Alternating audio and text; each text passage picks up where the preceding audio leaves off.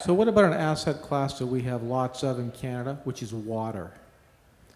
And Yes, which people have talked about for a long time, but no one's ever found a way to monetize, and is going to become a huge political issue between ourselves and the United States, in my opinion, over the next 10, 15 years. What are you thinking about long-term as an asset class?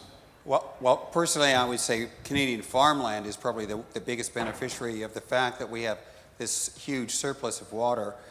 In the U.S. and in most countries, in Europe and certainly in China, something like 70 to 80% of all available fresh water is used to farm.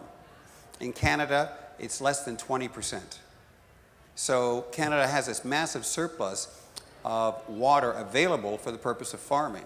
It depends what your belief is in terms of global warming, but generally speaking, global warming would be beneficial to Canadian farmers.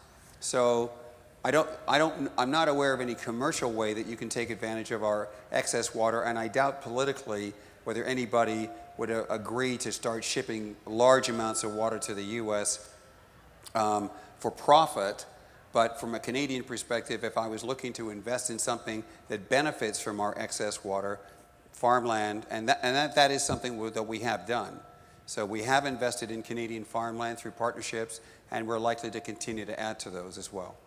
I mean, it's a great question, and it's something that is actually hard to play with individual stocks. There was some companies that would make filters and are involved in water treatment, and a lot of them were bought by the bigger conglomerates, like the GEs of the world, or Biola, which is a big European company. So finding a pure play is difficult. What you can find is companies that are involved in the infrastructure of the sewer system and the water treatment system, but pure play water is tough.